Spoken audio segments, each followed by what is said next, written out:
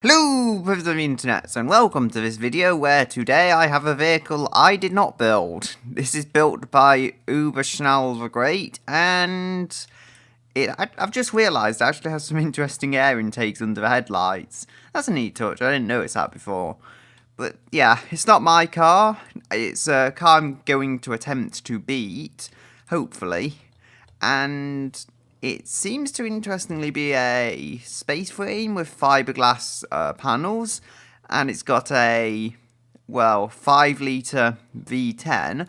I'm not sure, because oddly, it says 4.9 here, although that is actually a 5-litre because it rounds upwards to 5,000 cc's.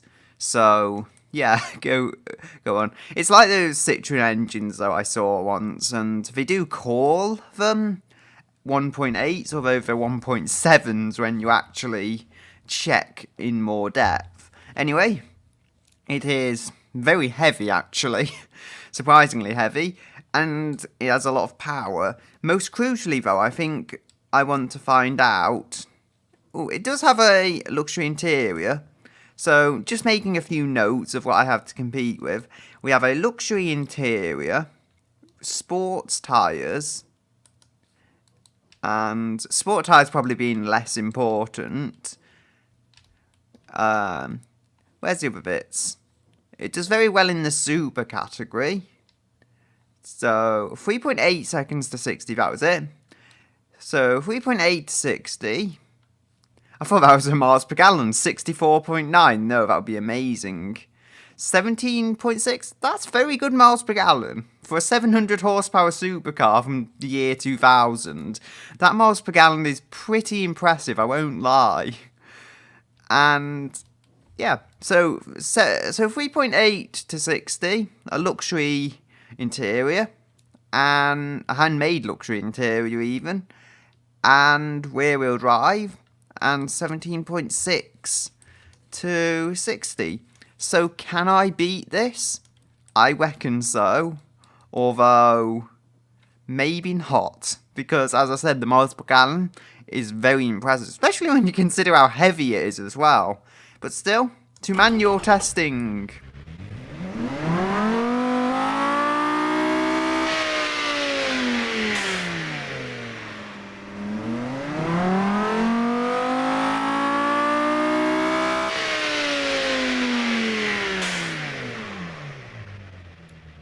So, lawnmower. No, I'm not going to build a lawnmower. Now, engine position. What do we have which isn't front engine? Ooh. Now, you can't fit much of an engine in them, though, can you? Well, let's be honest. You can fit an engine, just a very small one. Ooh. I want to look through the obscure rear end. No, that would not be good. That's just too short a wheelbase to be any good, I reckon. This looks a little odd, but yes, I'm going to build a supercar out of it. Like it or leave it. I'll try using fiberglass for the panel material, the same as the other vehicle. And no, we won't be using a ladder. We'll be using a unitary... Or actually, no, I could go full aluminium. Could I? Would I want full aluminium? The question is, what's worth the money at this point in time? I think the other was a space frame, but I could be wrong. Oh no, it was glued aluminium. Semi-space frame, that's what it was. If it wasn't glued aluminium, then it was just aluminium. Either way, carbon fibre does exist, but it would be expensive. I could go with, like, aluminium on the top and carbon fibre down here, but I don't really want to do that. So,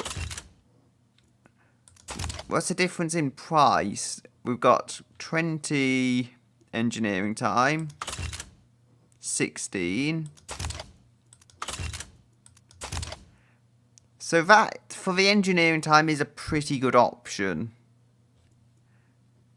And if we go Yeah, I can go with a unitary and rear engine placement. I wasn't checking that before, even though I should have technically been. For now, I'll try AHS steel, in the hope it's stiffer than aluminium, if a bit heavier. I may change it later, though. McPherson struts, no. I think we want double wishbone front and rear, since I can't go with pushrod front and rear. But I do want the same suspension all around. So, what kind of engine do we want? I would say a Boxer 6. Should be quite good for size. I can go with a Boxer 4 if I have to. Aluminium. Twin cam. Yeah, that car can have a twin cam, then I can. Ooh. It struggles to fit in, mind. It is a 3 litre. Oh, it was a 3 litre. Oh. It does not like the length. Now, I could go with a massive flat 4. I could go with a massive bore bias flat 4. Or a more balanced flat 6, so to speak. Yeah, that's all I can try, though. That's pretty big, 2.8. I'm pretty sure it's bigger than the other body would let me put in. That I tried it on once. So, forged. I'll try forged internals for the time being. And I may change them later.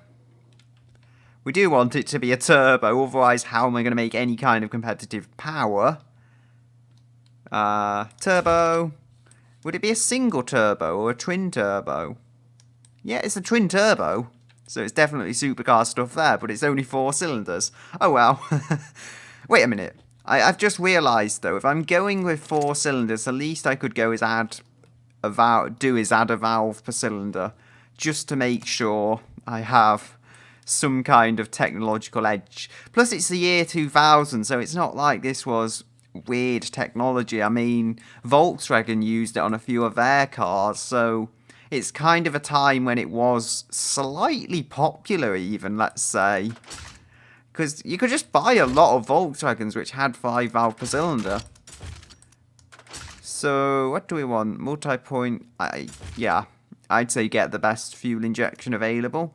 We want a performance intake. Ooh, look at that. Beautiful. I would say regular normally, but in this particular case, it is a supercar, so I'd think we could get away with premium fuel. I'll try regular though, but I'll switch to premium if I do feel I need it. Dual exhausts, bypass valves to help keep the exhaust size down to something relatively normal. And try that. Keep a luxury element by having a reasonably silent exhaust. And why do the exhausts have to be so massive? I don't know.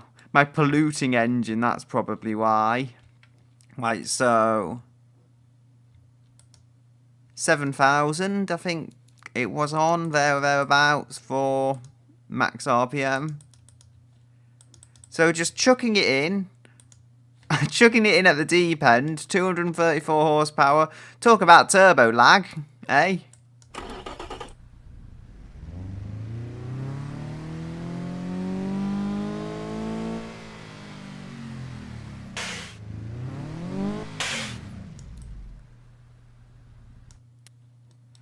I don't think RPM is too much of an issue.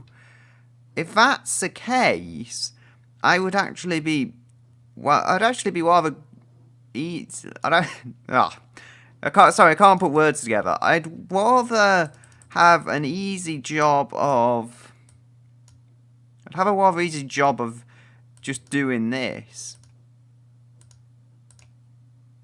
There we go. 3.4 litres of 4-cylinder joy. It sounds like it's a van engine by this point. Because what else would have 4 cylinders with this much power? I don't know. Anyway, we do need upgrades on our materials to hopefully manage 7,400, yeah. If I can keep the RPM semi-reasonable, I shouldn't exceed that. So, again, let's hear it.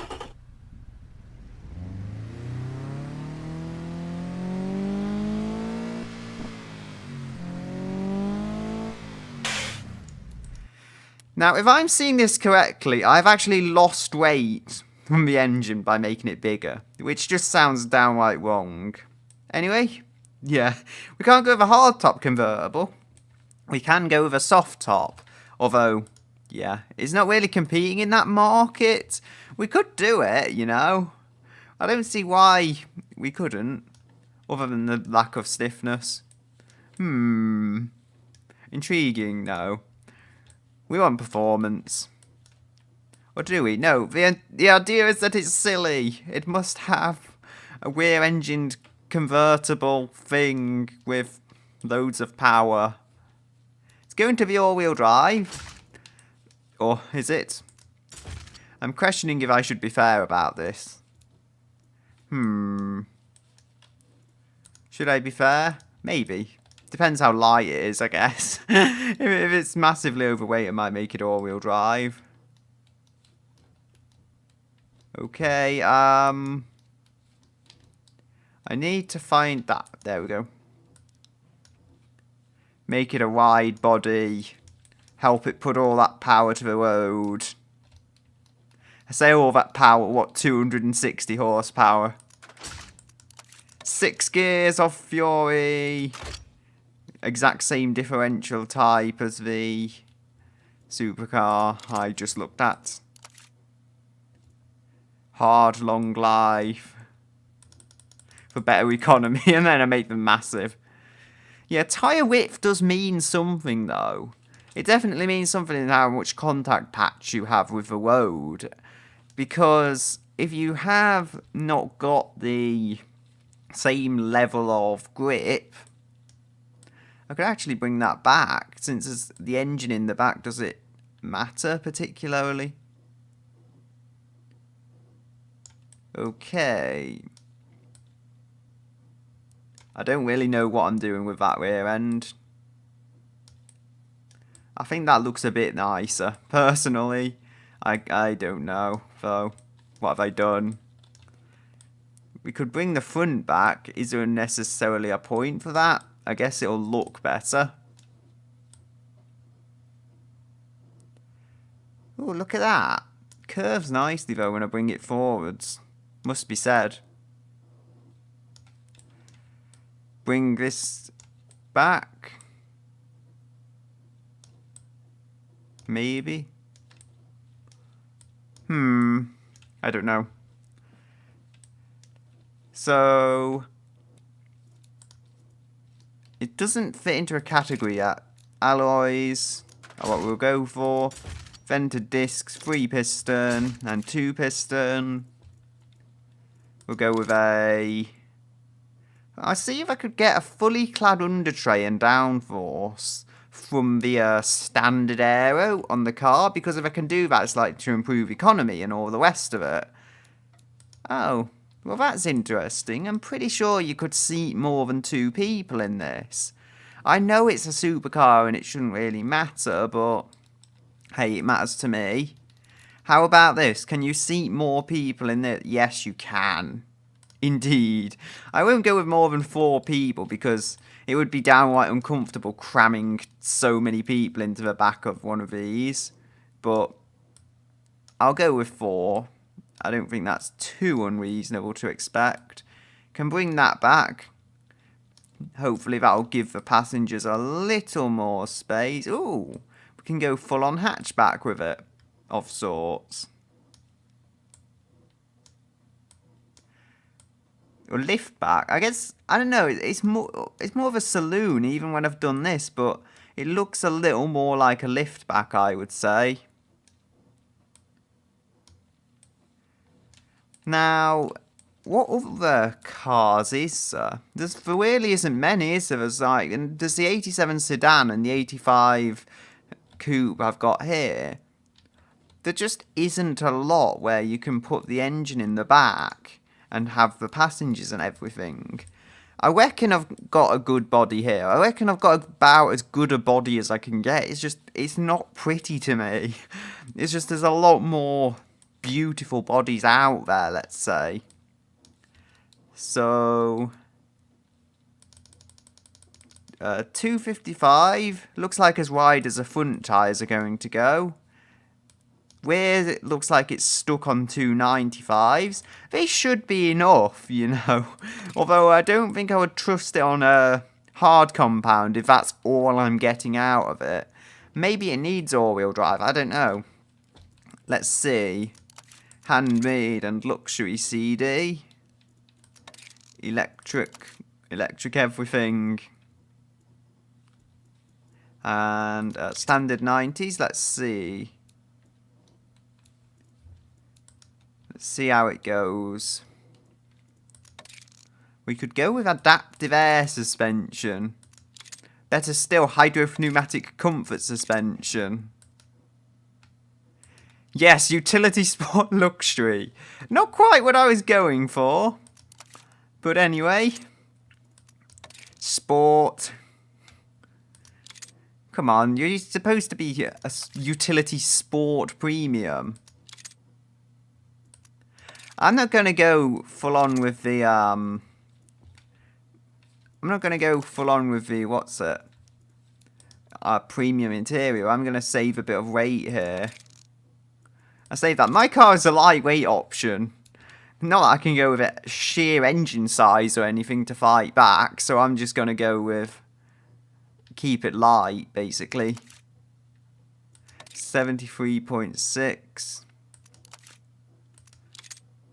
1372? Oh. Okay, I see where I'm going with this.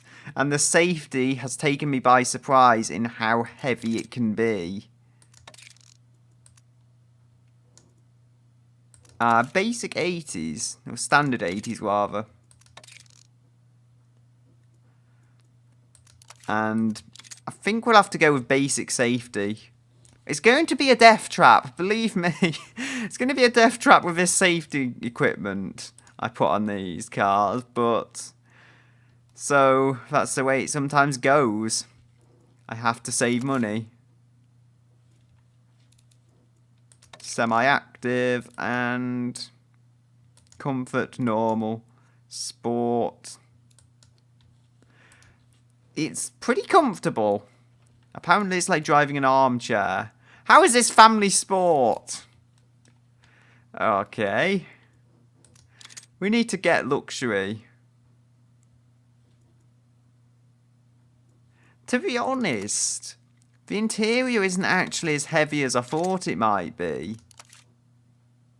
Given the difference between premium CD and luxury CD, I'm not going for a luxury CD system because it adds more weight than I think would necessarily be worth it, since they are both CD systems. However, yeah.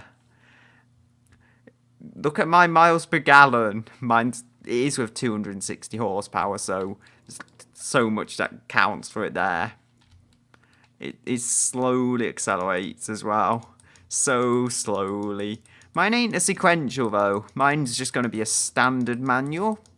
Because people like them in general. It does go quick. Mind, this is not with any particular aerodynamic assists. We'll go add whatever else needs to be added. I don't think it would need all-wheel drive technically. If I can keep this light, I'm onto a good thing. So, magnesium? No.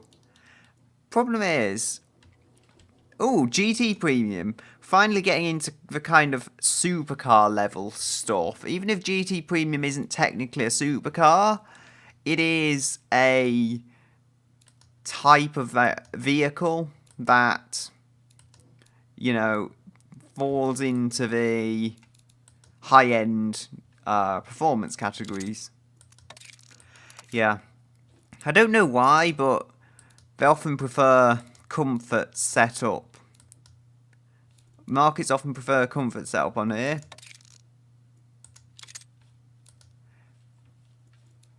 It is a premium car, and it will deliver persons from destination to destination. I might try some different front suspension. I might try struts on the front, see if by some weird miracle it makes it better handling, because these kinds of things can happen if you have inferior, or technically inferior front suspension. It can sometimes make the car handle better. So that's lowered to the point that it seems more like a track car, I guess. How you would expect a GT car to sit, I guess. And GT Premium, no, they like the extra seats. GT Premium, boo. Extra front seats, no. That's not as good, apparently. Well, whatever you say. And we will descend into our days of more economy. And less power, I guess. I think we need a big boost in power. Like, how are we going to compete with just this power? Well, we need a pair of race turbos. No. Performance? Try performance. It's probably worthwhile. No, you don't want to go.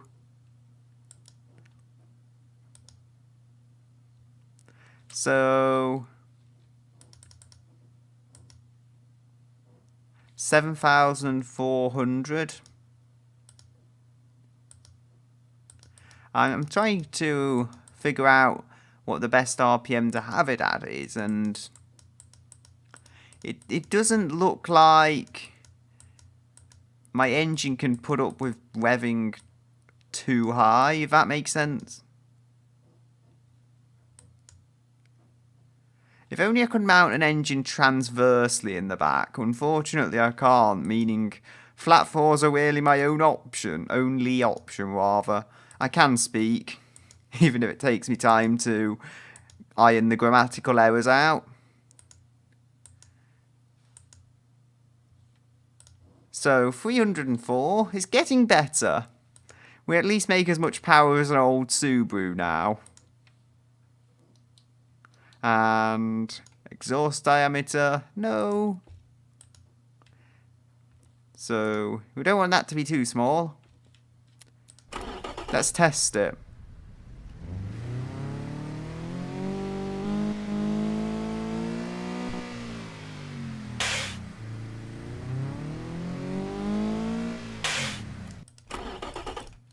Okay. So I think it has improved the market I was targeting. I'm not sure, but I think it has. However, is it going to work? 69, no. Apparently push rod's better on the front. Okay, I get that much. I don't think I'll bother putting it in the middle of the back. Ooh, a van. No, that'll put on weight too much. Ooh. Crown Victoria, or Caprice, or whatever you call it. Nah. Where's the key car body? I've had a stupidly brilliant idea. Oh, the key car body hasn't been invented yet. There was, I think it was in the older version of automation, there was the, kind of tall van-like key car body. It was a different type of key car to the sporty ones, though. That was in the game, but we don't have that here, unfortunately. This might be good. I think this is something like an old RX-7. Can it have extra rear seats? I wonder. I want it to be a 4-seater. I'm determined to push for that. And I think I'll go with a 6+ cylinder engine. I don't know what to do exactly yet, though. It has to have at least 4 seats. This can have at least 4 seats. Although the rear passengers I don't imagine are going to be very comfortable, it can have extra seats. So, you can come here. Can give it more tail end, perhaps. As I was saying, this can't be rear engined anymore. It's just impractical for me to make that work. This could be a Starion, actually. Mitsubishi Starion. I don't know what it is exactly, but it's definitely some 80s wedgie sports car. Ooh, those fender flares are actually very nicely done. Like, I can make a proper wide body. Seriously? You don't go wider than 245s? You're a wide body, you really should. Right, so that's kind of out of the rankings, unless it's incredibly, incredibly light. I haven't checked that yet. No, it just ain't. There's a 74 sedan, but it wouldn't get by in the 2000s, definitely not. The 79 here might just about be passable, if it's built up correctly. It would look behind the times, but it might get away with it. This is, I think, an old Nissan Silvia. This will get by, definitely. It's definitely got the right kind of curvy lines to be a car that would work in the 2000s. I think it should have rear seats as well. So, you know, can't really go wrong if that is the case. And where is the seat numbers? Oh, there it is. 4 seats. We'll go... Oh dear, this is heavy. That's really heavy. Okay. What am I going to do? I don't know, because I want to build a supercar. But if this is the result, then I have to go with something else. Because that's not going to do. There's 89 coupe. I think, I don't know what is its differences in weight with everything. There was one car from about 2000 itself, which was rear engined. I remember, and ooh, if I were to do that, but I don't think they'll have rear seats. There's the trouble. And there is a Porsche, but they won't ever have usable rear seats.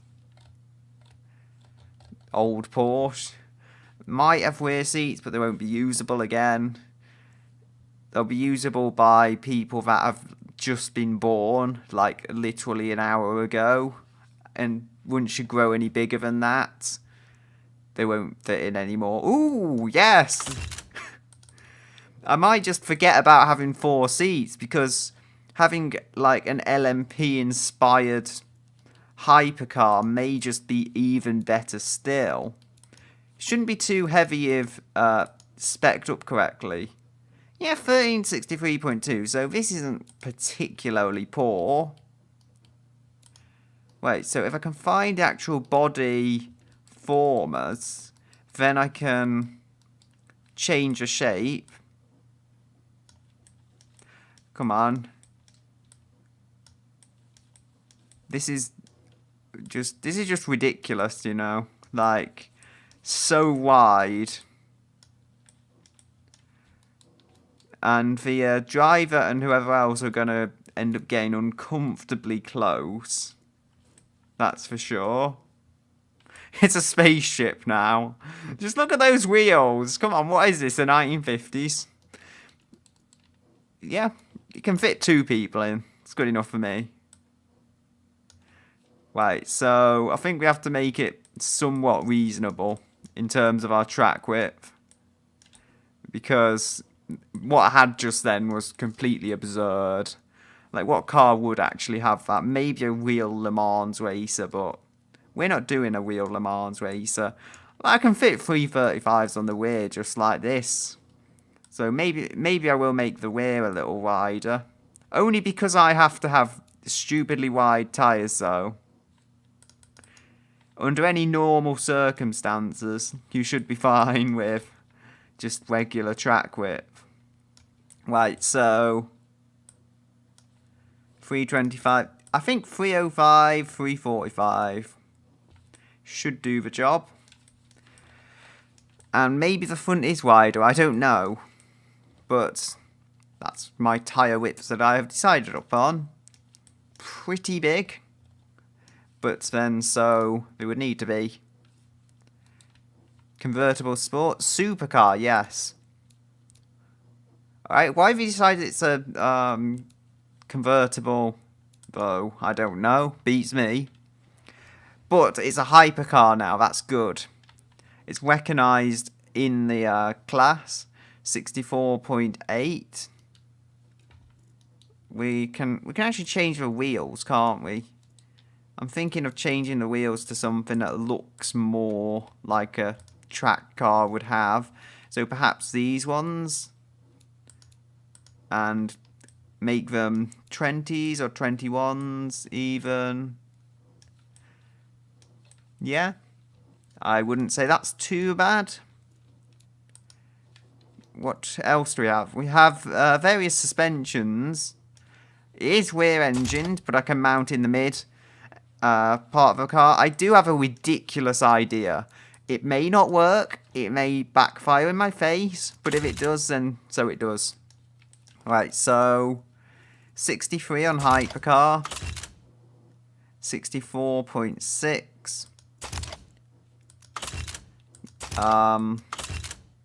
Just trying out stuff here. It looks like pushrod is the way to go. So I'll do that. I am simulating an LMP, I think, at this point. So, yeah, go figure. Right. How big can I get a flat 6? Or a boxer 6, even? No, I don't really want a turbo. Ooh, yes. Come to me. Come to me, random amounts of power. I think I know what I'm going to do. This is totally ridiculous. It's kind of do not try this at home, kids. Ha! It barely makes any more power than the flat 4 I just had. Oh well.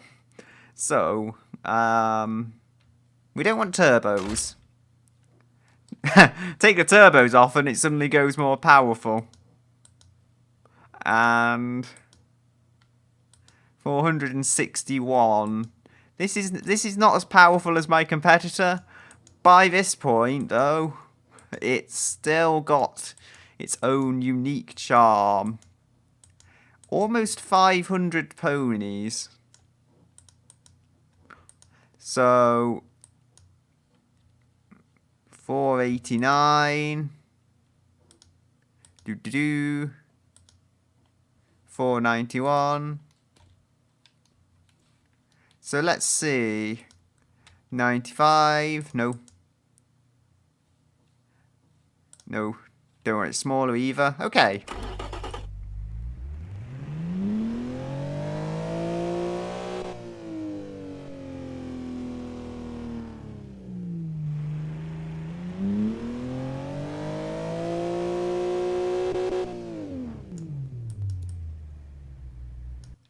Right, so this just doesn't have enough power. Yeah. It's a muscle car. Do I blame them? With a sheer size and scale of this engine. Should I go with overhead cam? No. I mean, it's a supercar. We can afford to go with a bit more material for our engine. Right, so 90-degree V8. How about this volcano of an engine? V10 don't fit, okay? It's weird, it doesn't fit for height either. Ah, it could just be the overall scale. Like, that's 11 litres. So if I make it smaller... That's very odd. So the V8 is just better. Or is it? I don't know. How am I going to fit this in? I can think of but one way. V12. So, if you are there, this is very interesting in how it's not quite fitting for any way. There is boxer engines, but how on earth am I going to use that? V10. It's too high for the car. Maybe inline, yeah, even an inline 6. It just doesn't seem to like any engines. The one engine I can think with a decent enough amount of cylinders that I can get away with making large is the flat 6. It's just the only way in this car I can get away with it. Unless the race intake is doing something with the height, which is very possible, but I think it's just a very low body on the car. Now, if I get the bore and the stroke all the way up, that should theoretically really hurt the peak RPM of my engine. However, maybe if I lower the RPM right down, that won't matter. This is my idea, at least. So, if I just find a point at which the RPM kind of flicks back, I'll probably have to turbo it as well, which I don't like the idea of, but how else am I going to get where I want to get with it? It looks like 5800 is probably worth a decent shot. It's a decently low RPM, while also not being too low. So, ooh, yeah. I can try. I wonder what the miles per gallon is. Probably not that great. But hey, it's got the literage there to work with, just the sheer size. How big was this again? 6 cylinders of 8.2 litres. I can't help but feel there's a bigger engine way of fitting into this car. I can see here, though, the rear deck lid, is that what you call it, is very low. So, unless it's a V12 or something, there's not many other engine options which have a good option for a low roof height to the engine.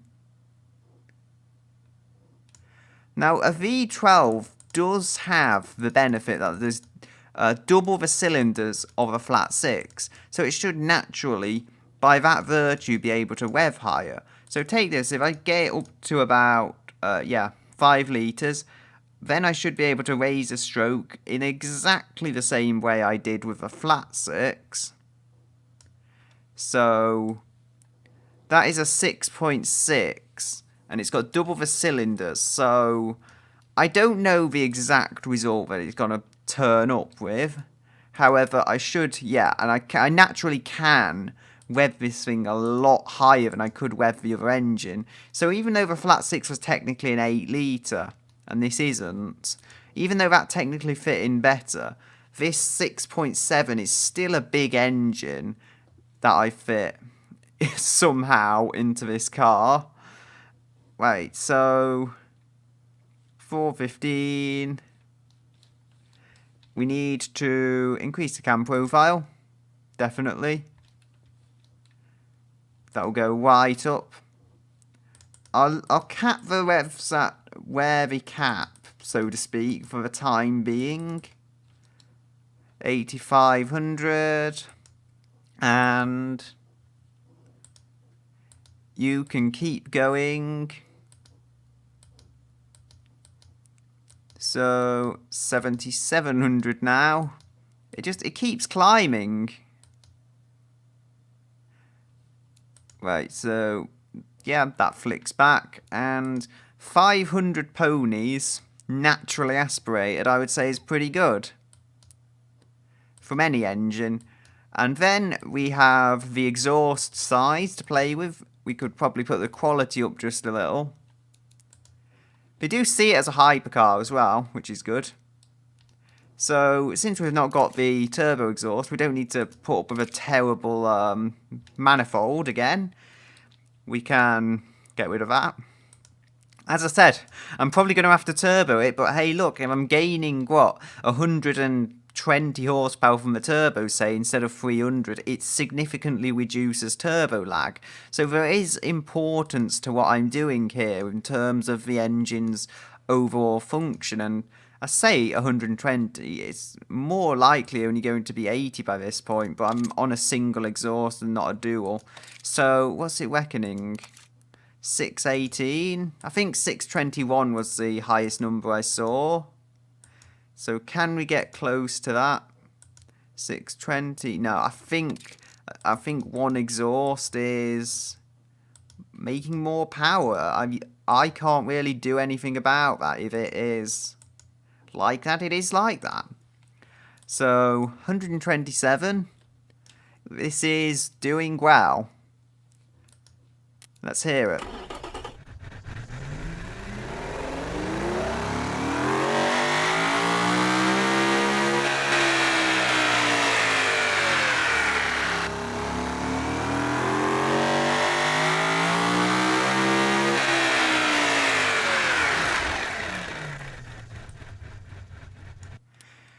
That's an interesting sound, but anyway, there was also the max RPM. How can I manage that? Oh dear. It seems to like revving a little higher.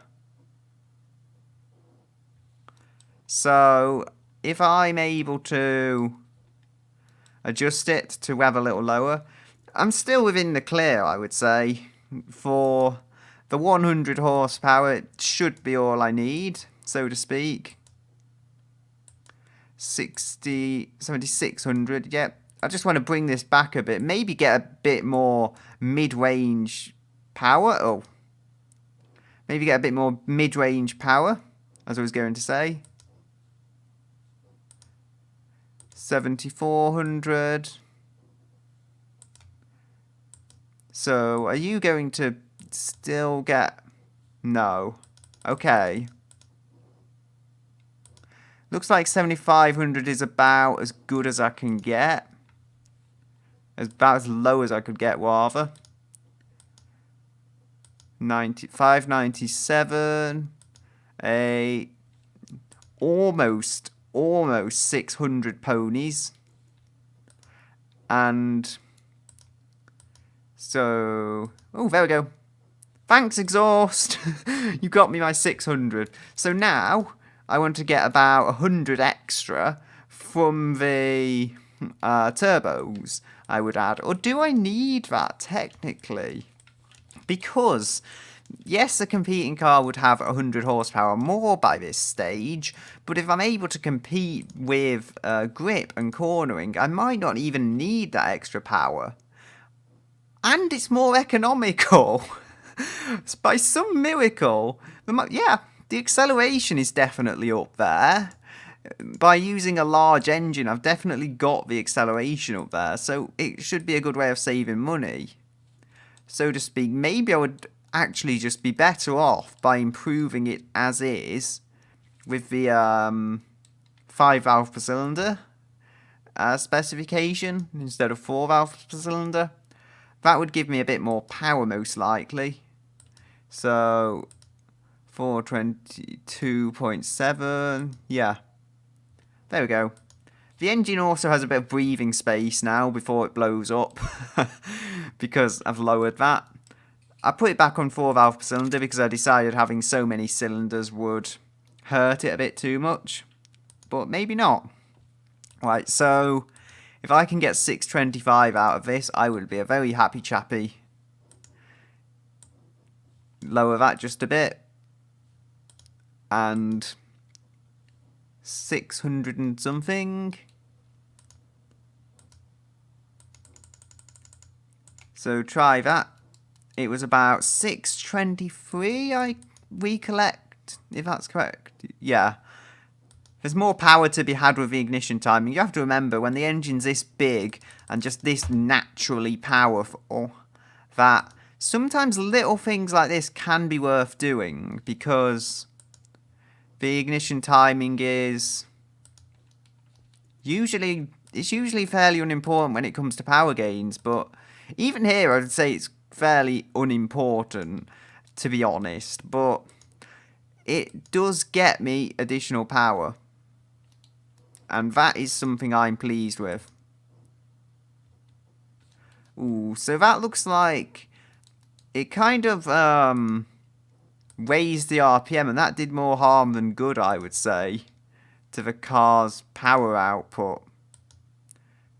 630.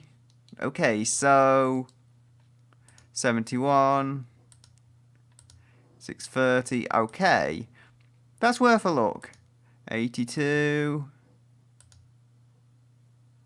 Oh dear. Why do you rev so high? Don't you like me? Okay, I need to rev to 7,500. I don't like losing power as a result of this, but then some things are unavoidable. And if it comes to it, then sometimes I need to change the RPM. Right, so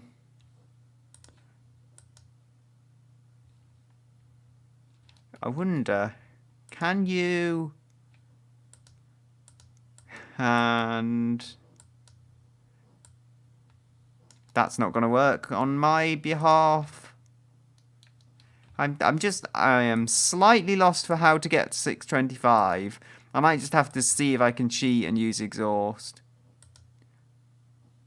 So 624. That doesn't seem to affect power, it just moved it back. Interesting.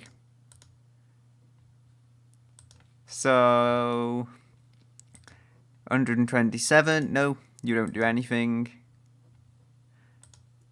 Wait, 76.2. No. Okay. They do like that.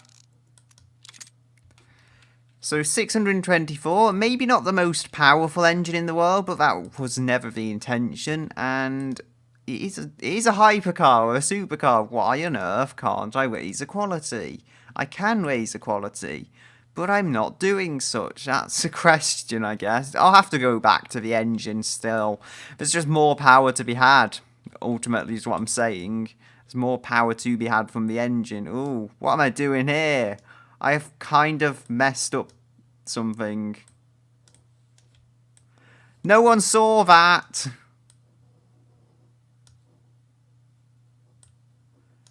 I fixed it. I mean, not that anyone saw it happen in the first place, but I fixed it. So can we... Ooh, yes. Let's do that. Let's move it backwards. It's almost like a space shuttle. It's weird. Man shall board the craft to Nazcarland, and we shall discover racing where we don't go in a straight line all the time. Instead, we go around in a circle all the time. Okay. What's happened to my wheels? Someone's been fiddling with my wheels. Come on, let me put bigger wheels on.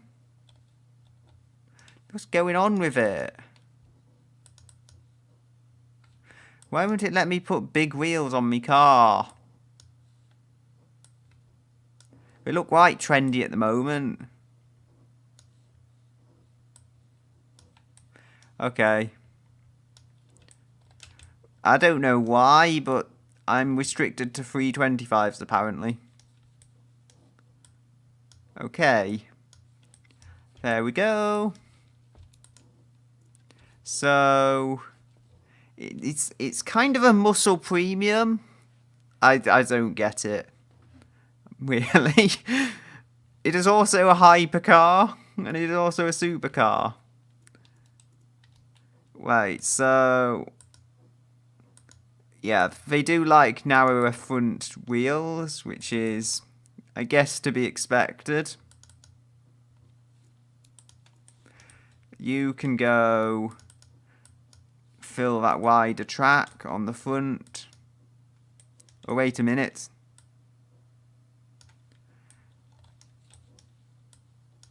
Shorten the nose. We want much weight at the back, where you will get grip. I want a downforce under tray now. It sounds weird that I should suddenly be saying it, but I do want a downforce under tray because it's become more than I was expecting it to become. My miles per gallon has got better. How on earth is that even possible? I made the car more powerful and it got better miles per gallon. The 0 to 60 is about the same as my competitor. Is that good enough? Probably. So 19.8. This is madness as far as miles per gallon of a crazy hypercar with 600 horsepower goes. It should not be doing that. Nor should it be getting 3.9 to 60. It should be a little better than that. And I won't be using semi-slicks. It's a road car. That's how I'm designing it. I think the Ferrari Enzo had not 350, 650 horsepower. Now, if we are able to beat that, that's quite a thing. So, where do we go? Compression? No. Cam profile? Yeah, I think we could raise that up just a little to go with our improved quality standards. 3, 4, 5. 1, 2, 3, 4, 5. 1, 2, 3, 4, 5. So, no turbos to worry about. I think is this 5 valve? Yeah, it's a 5 valves per cylinder race V12 essentially. So it'll rev a little higher if needs be.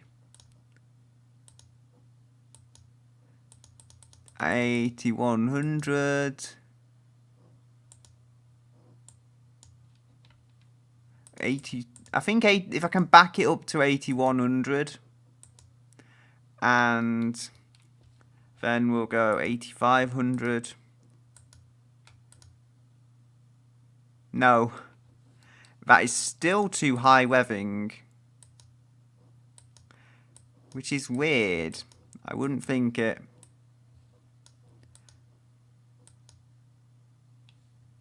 Right, so 8200.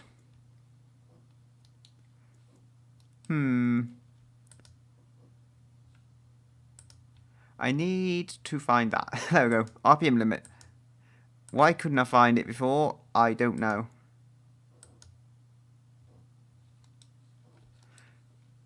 And it's still too high revving. It still pushes it out of the reign of myself.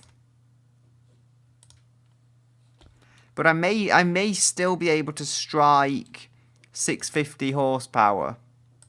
I'm not feeling particularly hopeful about the idea, but that'll have to do. It's not ideal for the engine, but you know, it at least kind of hit green, which means it's reasonably happy to me. And I messed it up. I clicked wrong. Ooh, I saw 649. This is very good. This is very good stuff. Unfortunately, it like jumps up the RPM if I try and get power that way. There we go. 73 on the ignition timing was enough to tided over. Now we've got Enzo Ferrari power from my definitely not Enzo engine. It still looks like a flat 6 though, apparently. Or a flat 4 even, with a turbo. Yeah. Go figure. Is that 6? I think that's a 4.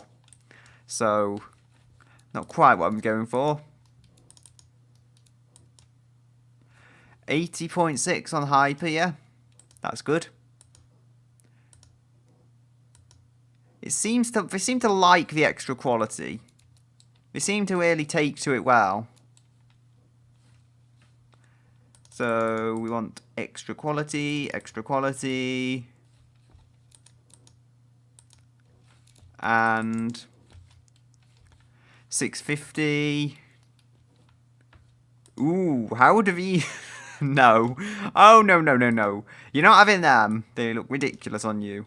They're also 4-log that I've got now. They don't look good. No. Not these ones. How about these? No. The ones I had looked fine, and I had to insist on changing them for some reason. Yeah, they look good on it, though. Even though they're 4-lug. They actually look good on the car. And I had to insist on changing them. So, what is that? There's the downforce that he's doing. Why does it keep getting more economical? I shouldn't be disappointed by this. Well, believe me, I'm not disappointed by it. It's just, it's got me in shock and awe completely. It weighs over 1,500 kilograms now, but that's okay as long as we have the performance to slow it down, which we should have, and we don't want that. 83. Yeah, a three-seater like a McLaren F1, eh? How would that be? Yeah, it fits in supercar quite well as well, actually. Very affordable as well. Luxury. So, you do like that. It does seem that this is the way to go then. Traction control, ABS, ESC. How about variable hydraulic? Yes, you like variable hydraulic more, don't you? By this point, I'm not worried too much about the weight. I was going full on lightweight earlier, but I don't think that's going to be happening now. And I'm still not concerned that I'm down on power, because I believe fully that my naturally aspirated engine is better. So, with that being the case, I believe that it should provide no problems. Right, how about 4 pistons there?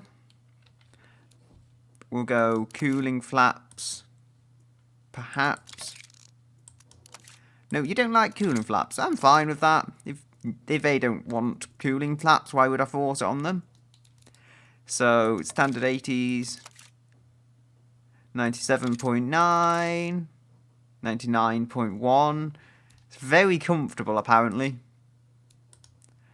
96, 102. That's very interesting. So, sport suspension is apparently not as good as normal. Okay. But they do like active sport more than active comfort, which makes sense. That figures when it's actually coming out as a supercar. We'll go lower it, perhaps. 103.2. Yeah. They like it sitting low, so do I. There's something we have in common. 103.9. 104.1. That's actually slammed to the ground, apparently. It won't go any lower than that. Okay. We have actually very good weight balance. And 650.2 horsepower, not to forget the 0.2. A 8,500 RPM red line, 20 miles to the gallon, and which beats our competitor, but it's beaten for power. So, you know, I can't claim all the victory and fire there. And I think basically, if it was lighter, it would be better. What is the actual weight of a car again? Because if it is a bit lighter, maybe that could be an excuse. But even so, we have to look through here. Yeah, it's very similar to the competitor, and it will... Well, it's slightly better at the moment, but it's no doubt going to put weight on once it comes to it. Right, so how heavy is aluminium? 1669.8. Yes, so... Ooh, I wonder. So, if we look at semi-space frame, which the other one had, engineering time is 60 on that. Whereas we could go with a 90 engineering time on the carbon fibre. Fiberglass and aluminium have the same engineering time. I don't know. I could go... Why didn't I think of that before? I could go transverse with the engine. Problem is, it struggles for height. It doesn't actually struggle for length. Just how tall the engine is. Like, if we look here, it does struggle a bit for length. But it's mainly height, I reckon. So, yeah. I could always try it. But even so, length would not... usually play well on transverse, would it? Oh, okay. I take it back. Transverse can fit a huge engine, apparently. Even a taller engine. And I didn't know that would be the case. Alright. Surprise me. Surprise me with how big a V12 you can wield. 8 litres of fury. Bigger still, even. I think if I'm getting 8 litres, I'll be happy. So, yeah. I'll basically get the bore up, and then I'll lower the stroke, which should enable me to rev it higher, or take that back still, even. I'm putting it to 9 litres as my target. The engine can clearly handle it. So... 95, get it back to about 9507, yes. Then I'll lower this, which will give me a much freer revving engine. I didn't think of that. Honestly, I didn't think mounting it transversely would do it. So this is going to put a lot of weight on, but then so... look at that sheer power. Yeah, there's no stopping it now. It'll be completely relentless in its crest for... total circuit domination, I reckon. I have to lower this a bit because it really starts hurting the actual curve of how the power comes on after a certain point. So, there is gains to be had, don't get me wrong. But it's after a certain point, it starts to really eat into how the power is applied in the mid-range. Somewhere around 90. Yeah, so I think 89 is where I want it, because there is a point where it starts eating in a nasty way. I'm scared. How does it fit this engine in, though, so much better transversely? I wouldn't have thought that would be the case. But apparently it is. Maybe it's just an extremely wide vehicle. So, how is that? We're not going to be able to put down, what, 850 plus horsepower, though, with 860 even with narrower tyres. We need bigger tyres. Oh dear. This is like LaFerrari power in the year 2000. This is complete madness. It's complete madness, and the exhaust is huge. I suppose I should let you hear how the 9-litre V12 sounds.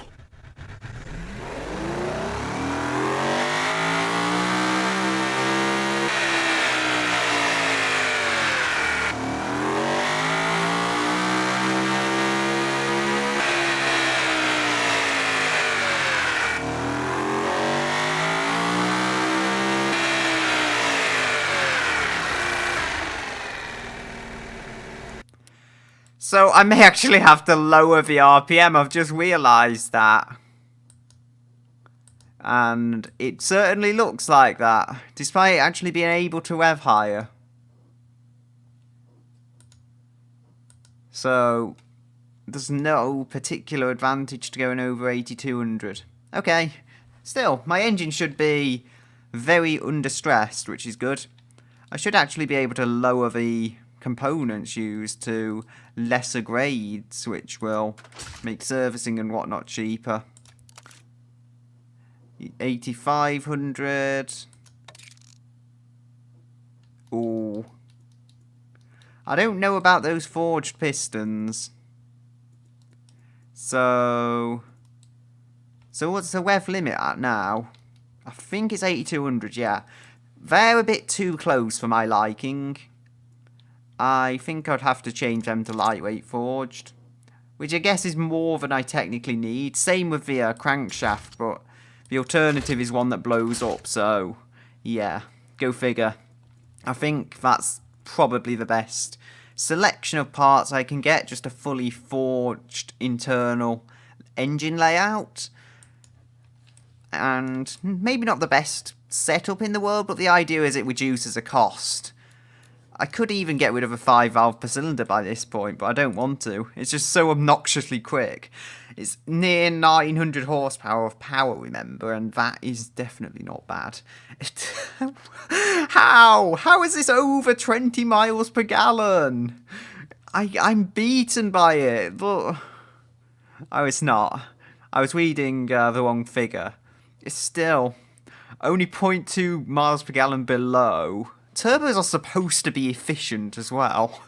So, how on earth my car is capable of this, I don't know. I guess it's just big engines. Big engines are good for economy. It sounds ridiculous, but they generally are, as long as you're not really pushing them. But I'm pushing mine, aren't I? I guess it's because it's not fully out on the cam profile, which can hurt economy quite a bit.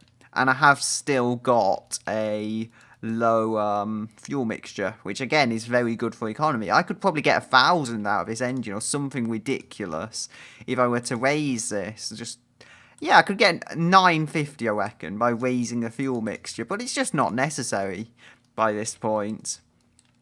So, where are we? I think what I was doing was adjusting this. Well, I don't need a carbon fibre thingy, do I? AHS steel. So, there's that. How about carbon? Ooh. Technically, yeah. Kind of recouping my losses, so to speak. I'm basically going with a cheaper chassis, but putting the money back into carbon fibre panels. Now, I reckon this is the way to do things, personally, because that way the all the weight is kept low and in the chassis, or for the most part, and the carbon fibre panels are what coats the car. At least in this case, look, like you have huge panels. The boot and the bonnet are both pretty massive pieces of carbon fibre, so yeah, that's where the money should go. If we just check back here, yep, quality is up. It fits very well as a super and a hypercar. Maybe not as well as I would like, but it's definitely not bad. And brakes. We need to fit some pretty epic brakes. It has got good economy. I've lost some though. I was saving a bit of money, okay, over the carbon fibre under tray as well. That's the other thing. So, we want to adjust this. I think if I go with smaller, yeah, That was the problem. But, unfortunately, I couldn't make them bigger because of those kinds of constraints. So, if I do that, and then I really need to I need a justification for why I'm putting stupid tyres on the back of this car. It works, I would say. Like, this is going to be very quick because of the tread it's got, and it's going to get traction. I question the point, though. It's one of those things, you might as well just go with all-wheel drive. Although it's kind of, at the same time, it's one of those things, once you get grip out of a car like this, once you get it to grip, they can be absolute weapons because you don't have the understeer that's commonly associated with all-wheel drive cars. You just have pure grip and speed, but then that's when it works. When it doesn't work, things can go wrong horrendously. Right, so front wheel arch can be extended outwards. And there we go. You can go in 112.5. I'm slightly disappointed with how the market's taking it. I would have thought better. And do we want an automatic? No, it can't be an automatic. It has to at least be a sequential. I want a manual, though. I want a proper manual, not a sequential. This is a kind of car that just uses brute force for everything, though. 115.9. I'm losing for economy. What do I care? It was at one point pretty good, but yeah, just the brutal power has kind of stopped that becoming the case anymore. And it's not something I like, it's just the way events have gone, should I say. 16.1. And along you go. 230.8. Ooh. So there we go. 230. It won't do that when I've added the downforce, so no doubt. 16 miles to the gallon. We'll go maybe alloys if they somehow prefer them, which they don't. We'll go add the brakes. I've been holding off doing this. I know it's going to add a huge amount of weight. It'll hurt economy. Actually, maybe I should. How heavy is steel? Call me stupid, but you know, if it works, it works. No, it has to be carbon fibre, I think. I think it has to be carbon fibre, really. The fiberglass is perhaps a little lighter. So I guess that's the way to go. What about glued aluminium?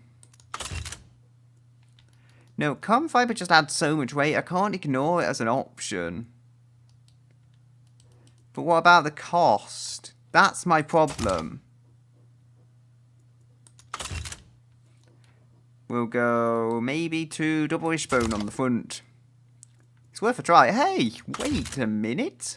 If I'm seeing this correctly, they do not mind having double wishbone on the front. Or the back. Or even McPherson strut.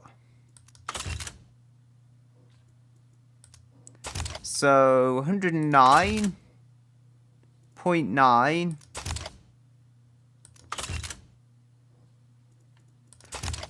I don't know. It's pushing something under the It's doing something underneath it all that I can't quite understand. So I have to select a baseline just so it knows. I'm trying to choose a suspension type here, and it's not giving the clear signals as to what it really wants. So 118.3.3. Okay. I noticed when I changed to McPherson's strut on the front, that's when it got really mad. So I might be able to just get away with double wishbone for a little bit of cost saving. Oh my goodness. Oh my. This is scary stuff that's happening. Oh, thank you. Maybe it's to do with the engine. Sounds ridiculous, but maybe it's to do with how the engine fits in with a pushrod. Like maybe a McPherson strut just messes with it so much that it won't actually fit the engine in. And then it kind of... I don't know. Oh. So wait, what does front double wishbone do? Oh. Somehow having double wishbone on the front stops the engine fitting when the engine is in the middle. Yeah, beats me. Probably in case you go with an all-wheel drive driveline, that would be my guess. Yeah, because you can go with all-wheel drive, so it's probably my guess that that's the way it is, and we'll go McPherson strut front, double wishbone rear then in that case. Which sounds like a cheap way out of suspension, but hey, it's fully independent, so I'll see how it does on my weird LMP thing. Gotta save money somewhere. Wait, it is going under comfort, normal, sport, utility, off-road, race, sport. They like sport, that's weird for them. Normally they would come up with some weird thingy, like, I don't want sport suspension, I want to buy a supercar, but I don't want sport suspension. 114.4.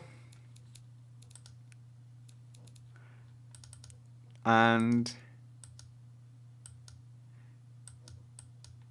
nope. 2... I'm slightly lost here. Ever so slightly.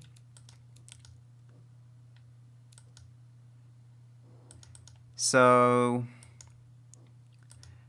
0.3...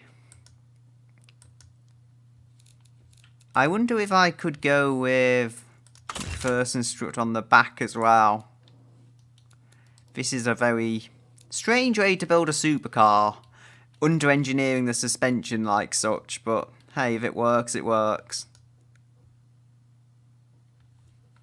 It's good off-road.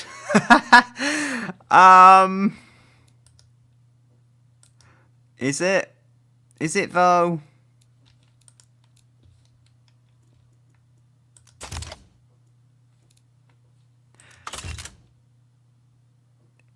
Wait, so 100.2.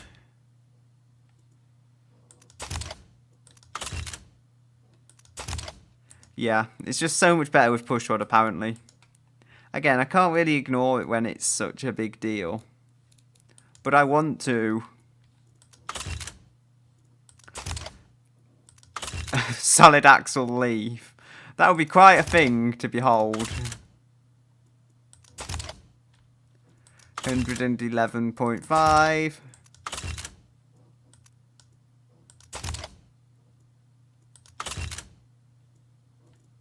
So that's 110.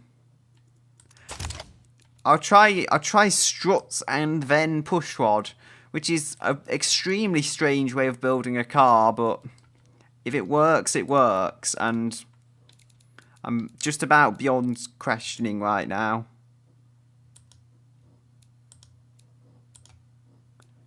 Utility!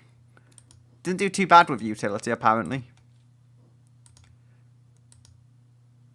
115.2.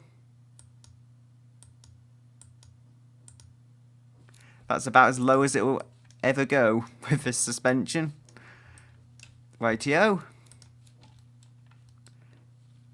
What do we want for the interior? 115. Downforce. You don't like downforce, okay. I'm surprised how comfortable we find this. But then I guess it is for a hypercar. Oh, no, it's apparently not very good even then. It's fairly drivable, fairly sporty. It's very safe. It's very safe. It's got good fuel economy, yeah, for the category, as I was saying. So I think whichever gets me the best fuel economy is the way to go. Now, I think time is to tell me it is time to put the brakes in properly. 3 piston. 0.687, 17.2. Come on.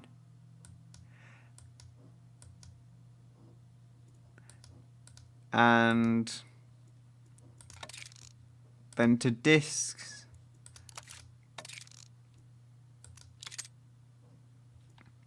So wait, why is it still going higher?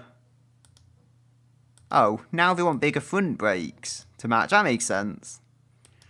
Just putting the same brake technologies fundamentally on the front and the rear should be a decent enough option right now.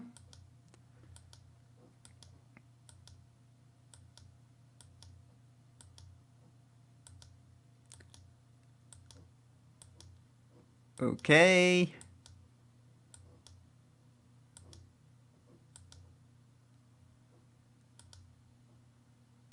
$133.2. Oh, yes. So I just hit the limit of how big the brakes can be, I think. And then I kind of ran out of size for them. They are massive brakes, but then so the car is so ridiculously quick. I don't think there would be another way of managing them.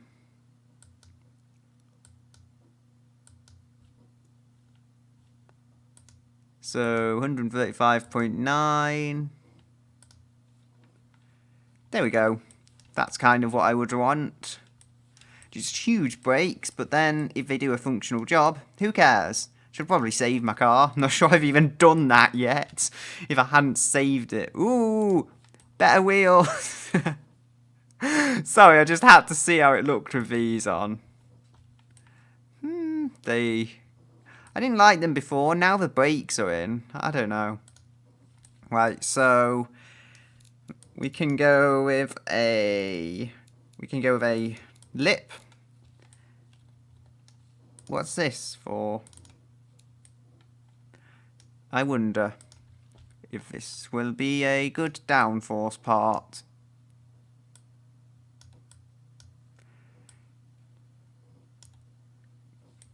Do.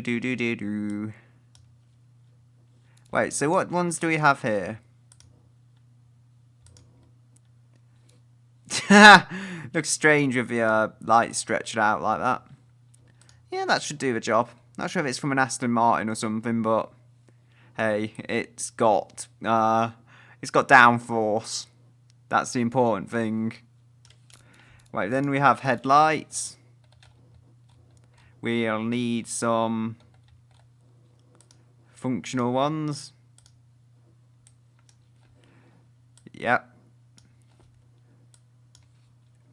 You can go here like so. And I can put some different interior lights in there, whatever you call them.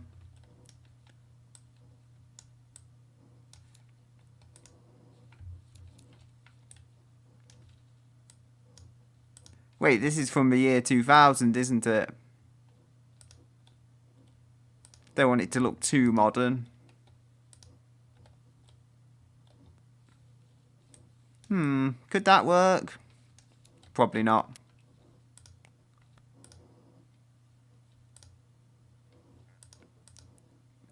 That should work. So if I'm able to somehow keep that orange, yes, there we go.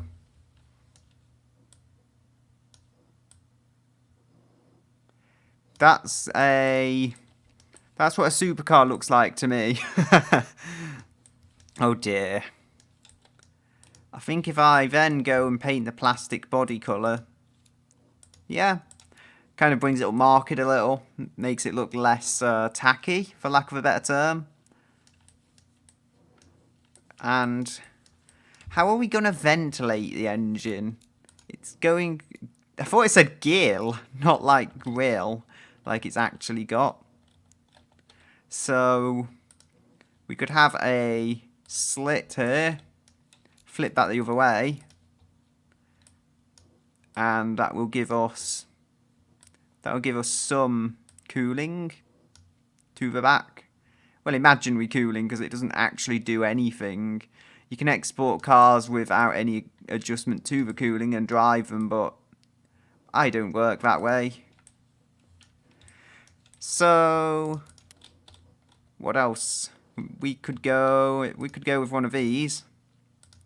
Again, flip it the other way, because they always seem to spawn the wrong way round for me. It's a transverse engine, so it'll be somewhere between the rear wheels, like there. And to think I had the cost-saving measure of putting McPherson strut on the front, oh dear. Yeah, it's a bit of a poor design job, I know, but as long as it works, that's the important thing. Right, so concept. I mean, honestly, where else do I put the number plate? There's nowhere, there is actually nowhere else for the number plate to go, so ugly as it looks, it'll kind of have to go there.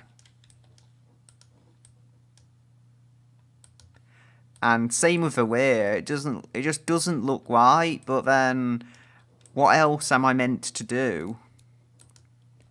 Tail light.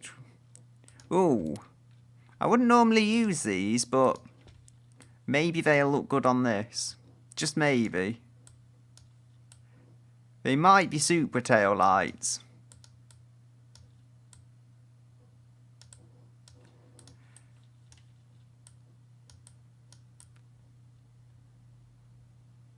I would say they work. If only I could get them into just the right place at just the right time.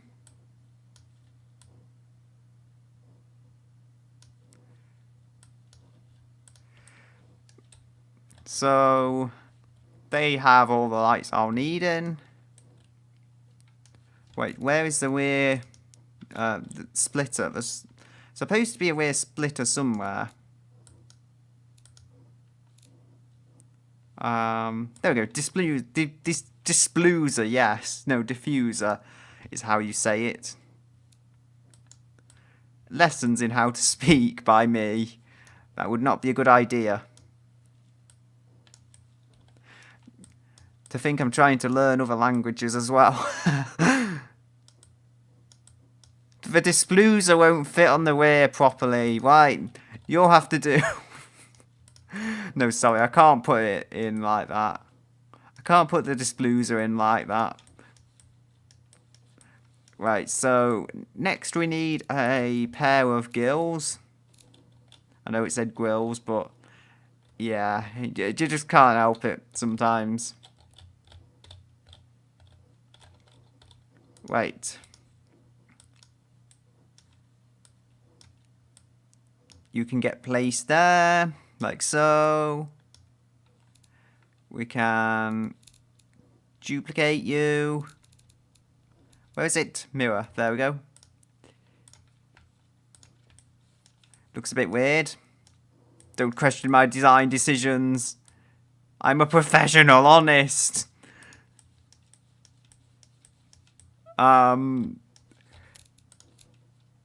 So next we have this. Let's make it smile on the back. There we go. Let's get a big smiling face to get rid of all the air that's gone in. All of the air that's been scarred by my engine. We can go and add a wing now. So, what do we have? We have this one. This is basically an LMP by this stage.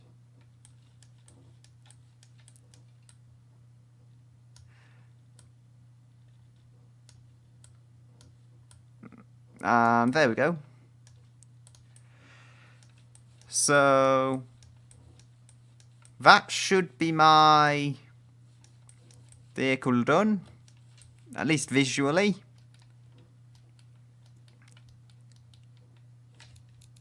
Save it. And how are we doing?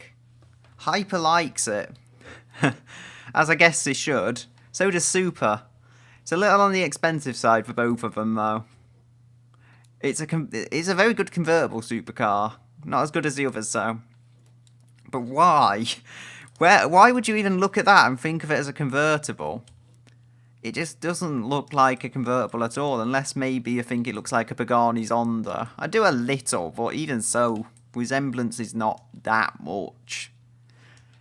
So, where's the actual downforce controller itself? There we go. So I need to find out, firstly, how much downforce it's got. Yeah, I'm pretty happy with them numbers to begin with. Means I should just be able to ramp up the downforce and be done with it. I don't know. Too much on the way still. What if I put that on 67? Is that correct? I don't know. Right, so that should do the job. Yeah, about 60 kilos more on the rear. Sounds like a lot, but when you've got all of that tyre to press down to the road, it probably isn't as much as it sounds. Now,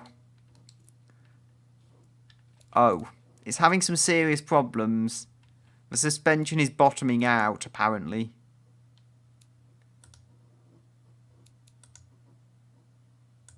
Sport fixes the problem. Okay.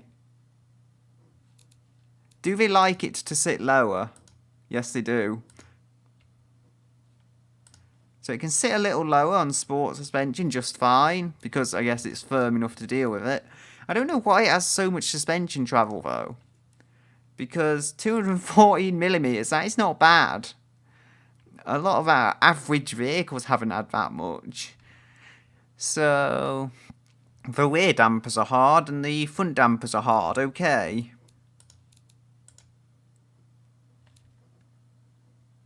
The front brake force is high. The rear brake force is high. The engine bay is very full, yes, I get that much. The engine is knocking. Now, I'll have to have a look into that problem because we don't want a broken engine. 890. I think I fixed it. Yeah. 894. And 146mm. There we go. How is the engine knocking again? I literally just fixed that. I literally just fixed it and got more power out of it.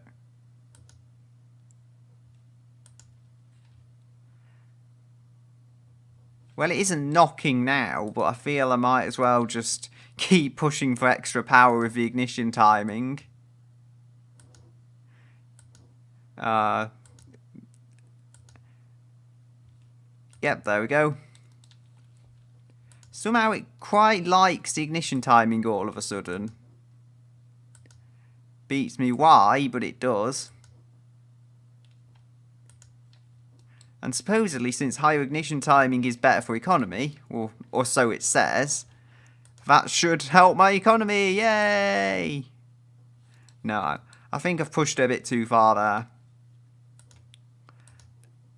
I'm surprised though. I'm surprised the ignition timing is able to sit as high as it is at 88 and not cause any major problems. Some rear tyres have a low profile, making them uncomfortable. Thing is, I would try reducing the size, but the brakes are too big. Or they were too big.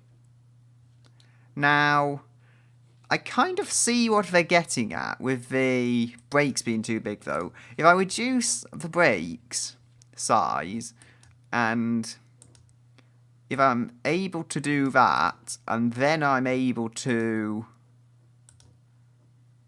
reduce the wheel size, that will kind of be a problem that sorts itself out, and I'll save a little weight in the process, so not something to complain about there.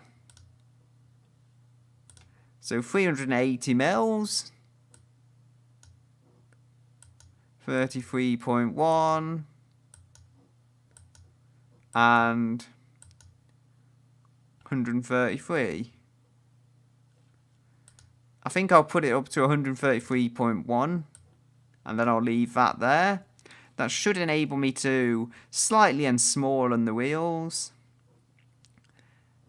So the wheels have a very low profile. The wheels, it's not complaining about the profile anymore. I thought it would still be complaining about them, but no, apparently not. Front brake force is high, the rear brake force is high. Well, I want the brake force to be high because it's a high performance car.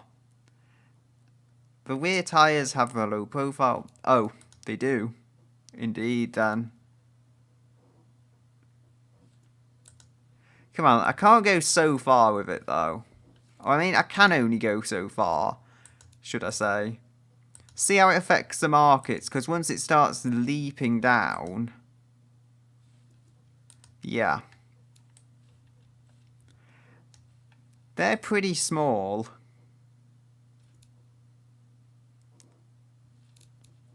How small do they want them, though?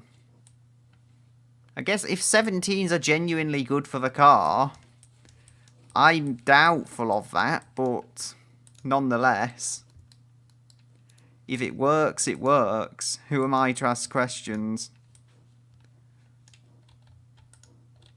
Right, so got to just find some, what do you call it?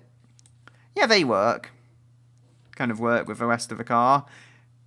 I would say it doesn't look like a 2018. It isn't a 2018. I need to realise this.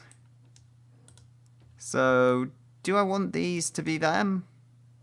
Yeah, actually, I do. I think they look a bit more in with the times. It isn't a 2018 car, so it shouldn't be forced to look like a 2018 car. Right, so... semi-slick. They do like semi-slicks. Which is interesting, but I don't think I'll go with them. Because it grips fine. Or does it? How much grip does it gain? Ooh. Lovely, lovely grip. But no, I want to keep it as a road car. I don't want to try and cheat my competitor too much.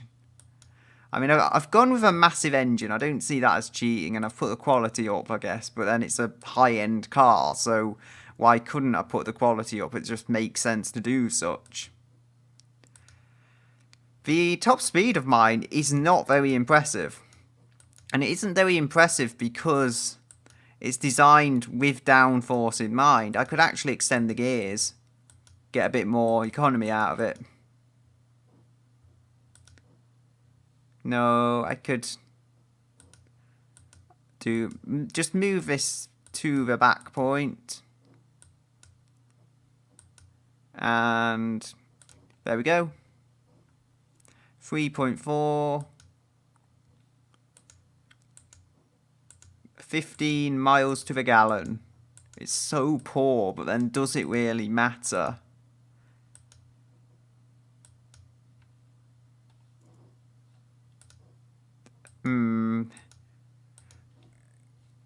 The acceleration of this thing is hopefully totally okay.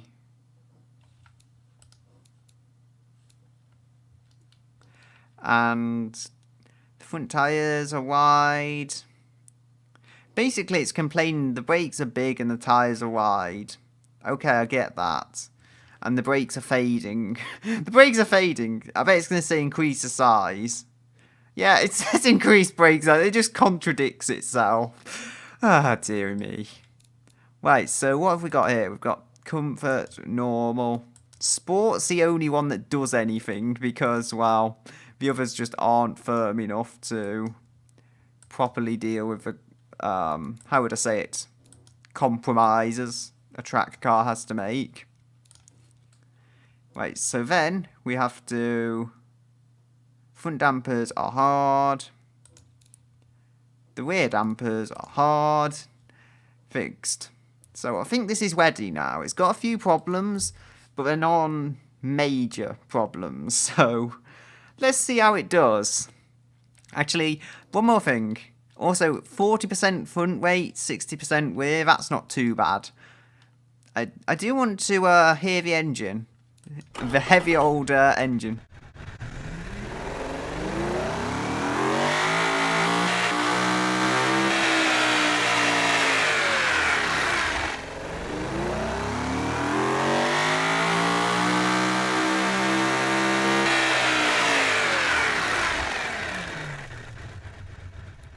So, the massive engine now is 9 litres, almost 900 horsepower. That's almost 100 horsepower per litre, so that's reasonably respectable. But yeah, it's quick. It gets gripped to the road, hopefully. And I'll meet you in BeamNG, I guess, when I've actually added door handles and mirrors, which I'm always forgetting to do. And I didn't forget to do it this time, though. So hey, you can't really moan at me, because I did it. I remembered it as something. I think these go here, or something like that on race cars, and they have a central fuel tank, so if we mirror that, we can utilise that feature. No reason not to have it on a road car, other than I guess development costs, but it could work. These handles are suitably early 2000s. Flip that round. There we go. Okay, mirrors. We need mirrors. These should be good. I think they're supposed to be cameras. They won't be good then. Right. You can be sitting here, just reflecting the road, so that people don't bump into the back of your expensive hypercar that you are attached to. And now I will see you in Beam because I've done everything. Okay, so here I am in BeamNG, and my vehicle is a little scared. Let's just say it's gone and hid in a bush. Anyway, you'll see at the top I do have a 0 to 100 kilometers per hour timer, which is about 62 miles per hour, and I should, as a result of that, be able to test how quick they are in the real world, as automation isn't really the most accurate benchmark. So first off, I'll be starting with, well, I can't remember its name, the Uberschnell mobile. It's probably the better way to remember it. Come on. Whoa, the traction is so good. I was messing around with mine very briefly and... oh. Forget that. I completely forgot it was a sequential and not a regular manual. Also, you'll see the torque curve. The turbo lag doesn't look near as bad on this. I wonder how much power it's actually making from the turbo alone. Is there a way to find that? So without the turbo, it's only 400-ish horsepower. So yeah, it makes about 300 horsepower from its turbo. Anyway, let's see how it goes. Come on. Whoa! This is not as intimidating as mine, though. 4.6? Okay, that was basically my first one, since I didn't know how to change gear initially. So that wasn't half bad. I think if I try and keep it down a gear, yeah. Basically, I threw that away because I kept it in second gear and it kind of spun out after it went. But up until 60 in the important zone, I think I got that right. So one more try. Oh, that's me grasping at the wheel for control. So I got a 4.3 out of it. Again, remember, that's a real world time I've got.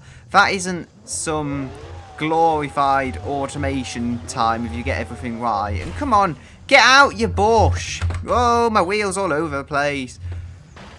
Find freedom, mighty whatever you are. Yeah, I'm just going to call this the Core 2 Duo LMP because I don't have a name for it, quite frankly. There we go. So, I've got the car.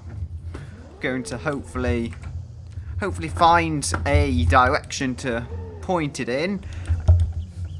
Oh, I think I very almost hit the tree there, but not quite. So if I could go just in front of where that car was to do this one, and then I can control R here, that will give me a good reset point. Wait a minute, I know this engine was tight in there, but you can actually see it. You can actually see the intake sticking out the top of the car. Oh dearie me. Me and my desire to cheat. Whee! Okay. That wasn't half bad. I mean, it felt incredibly slow. However, wait, I dislodged my mirror. Oh wait, what's that mirror attached to even? We've got a haunted mirror. Yeah, it's just like, well, I've had enough. I'm floating on a solid object now.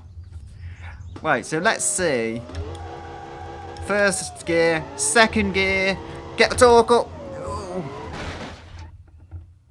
Yeah, that weren't gonna work. One more try, can I get it right this time?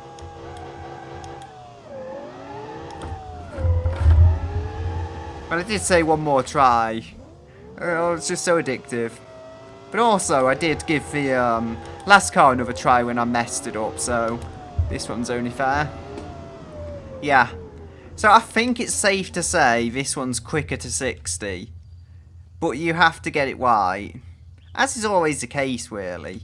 Neither of these are easy cars to launch, but mine with its sheer brutal torque and power just wins the 0 to 60 sprint.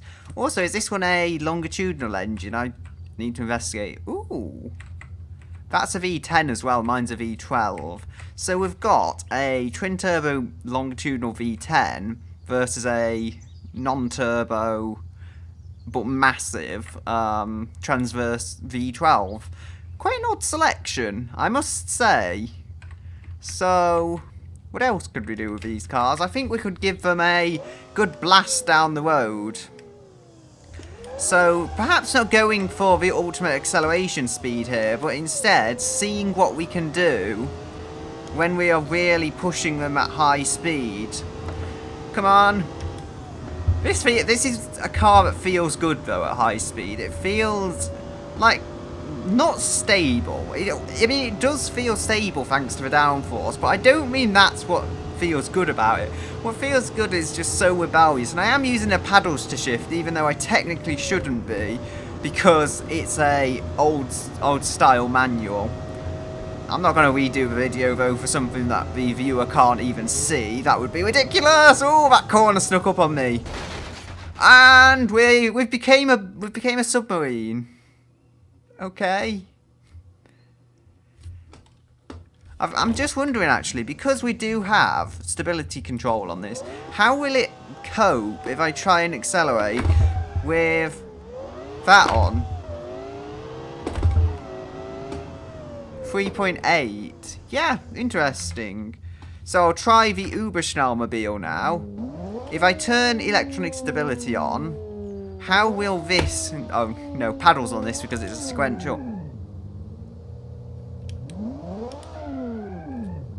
Wait a minute. Something's wrong.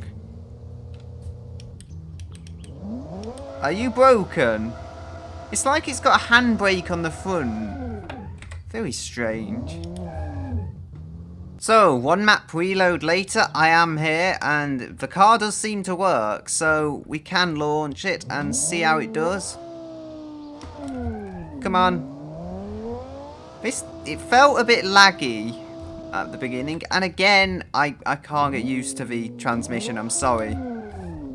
Come on. There we go. It felt very sharp through there. Unfortunately, it was slower than mine. I say unfortunately, isn't that a good thing? At least for me, because, well, my car was faster. How does it feel through here, though? You'd think with a little tiny rear wing like that, it wouldn't be as capable, but I could be wrong. Come on. Whoa. Whoa, it's not as planted as mine, but it's not too horrible. It did eventually find grip. Wait, so we have to remember to slow down. Maybe that was too early slowing down. And along we go. So... Whoa! Oh no. Are we going to become another submarine? Yes, we are. A submarine on its roof for once. No idea how those lights would still work underwater, but then... So they would, apparently. I think it's time we did some more coastal blasting with my vehicle. Which I didn't get out yet, because I just didn't know how it was going to work. We could get the economy car out, mind. But that's not what this video is about. I did build an economy car, though, and it was probably, let's be honest, better than this is. It's probably better handling than this is. So, round here we go. I can turn my electronic stability off, because why would we have that on? Whoa, sapping the fun out of everything. Just the downforce on this makes it so much fun, because you can push it, and you really push it. It's easy to forget that this has near 900 horsepower. Whoa, understeer. I've got serious understeer there. Whoa. Beginning to lose some control at high speeds. Come on. Let's see how far I can get this up to speed. I'm going ridiculous speeds at the moment. Whoa. I'm not even using my proper shifter again, I'm sorry. 180. Whoa. Thank you, downforce. Ow. I think we can call that it. Do you think the car's safe enough? Nah. It was like a 180 a 180 mile per hour flying crash into the bridge support. I don't think standard car safety was designed to be that good. Anyway, to my other vehicle. Well, not my vehicle. Uberschnell mobile. Which it won't seem to tab to. Oh. I get what's going on now. I think I get what's going on. I think I, like, swapped the vehicle instead of actually spawning a new one. That makes sense. I've been stupid. Spawn new. And that should just give us another one here. I want to give this some high-speed fun driving, though. Oh. Is that enough to warrant a refresh? No. It'll take too long. I want to, as I was saying, turn the SC off. And see just how it does. Whoa! This seemed to get a little squirmy before mine did. It may just be a lack of downforce, because if this might have less downforce, which is perfectly reasonable. I mean, this is technically a better hypercar than mine. Because I did briefly check the markets. This does slightly better and it's slightly cheaper. However, I think mine is a real beast of a hypercar. Is that mine's more race derived? I think that's probably what the markets wouldn't like about it. This is more of a road car. I'm not saying it's impossible to compare them. You can compare them, but they're not. They're almost not in direct competition, even though they are, so to speak. Like, this is even fiberglass, and then mine is some crazy combination of materials. I think I've used like carbon fibre and aluminium or something. I can't remember. I think I used carbon fibre for the chassis, which this doesn't have. So to be fair, I have got better technology, but then mine's expensive because of it. Now, this should enable us to have some more fun. Just driving through the fields. Ooh. Yeah, I do want the sequential here. Along we go. 4th gear. Can I hit 150 in this? Given it is a less powerful vehicle, I would be happy with that. Ooh. Safety measures. Where are you? The problem is I can't find a road similar to the one in the other car. Either I can't find a road, or I just can't find a place where everything lines up. Everything lines up perfectly and pushes the car to the ground. Maybe it lacks rear downforce to the point that it's not gonna grip at those levels of speed. Wait, here we go. This feels good. I've got a good feeling I can get 150 here. Oh, it does indeed get very scary once you're hitting these speeds. I can say turbo lag hasn't been a problem with this, as I thought it might be. Oh, come on. Oh, can I keep it? Can I keep it? Yes. Come on, ABS. Save me, ABS. Save me. My hands are doing things with the wheel. There we go. It was saved. Slow it, slow it. Whoa, yes. No, I can't control it. Oh. Okay, well, that's probably a crash you may survive, let's be honest. Although, the car, well, it just wants to live. Look at that. It's only got half a wheel left, but it still wants to keep on going. Interesting for an automation car. Usually the wheels would just ping off, but in this case, well, I guess it's resilient. How about my car? Just hanging out around the bridge, you know. It doesn't really tend to like this bridge, though, after what the bridge reminds it of. Oh, the bridge reminds it of a day of past, where things were not so good as they are now. Oh. And I need to start using my proper shifter. Okay. Right, this time I'm going to use it. This time I'm going to give it a drive with my proper shifter. I say that as I use a paddle shift to shift into first gear. Oh, there's second. There you go. You can tell when I'm misshifting. I see no turning here. Maybe I'm going the wrong way. Oh well. Speed. I mean, that's the thing. It's just so much fun to take these cars to the crazy kinds of speeds. But this car definitely, I can say, has more high-speed stability. it just doesn't tend to skate at speed because there's so much downforce holding it down. Now that does have its impact on the economy of the car. It does use more fuel as a result of that, and the fact it's got more power. However, it just doesn't skate. Like you'll see there, it even jumped into the air, but it eventually planted itself again and kept going. Whoa. 185! Whee! I'll admit, I wanted to go headfirst into a tree just to see what would happen to the car. I think what happened was, it kind of the front of the car ignored the tree, and then it hooked onto the back, which sounds ridiculous, but that appears to be what happened. Where's the road?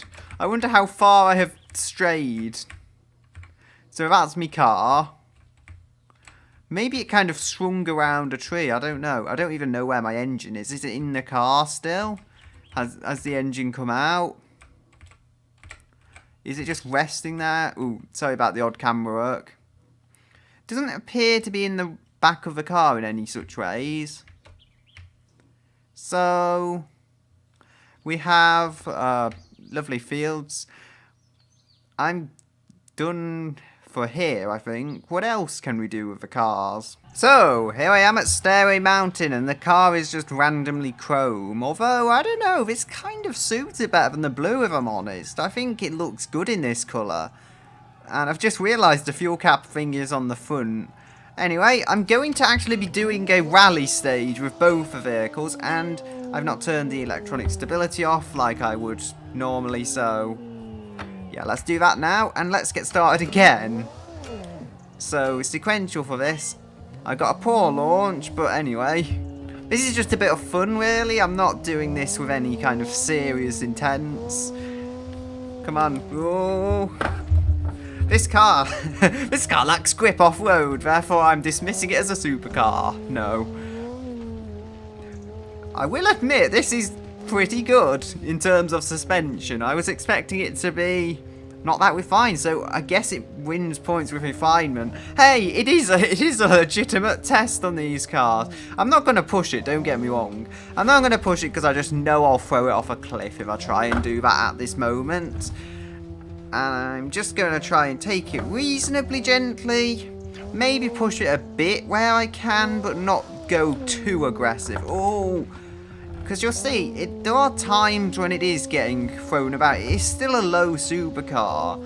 Even though it feels reasonably well refined, it is still a low-slung supercar. And it's not really something it can escape from. Oof.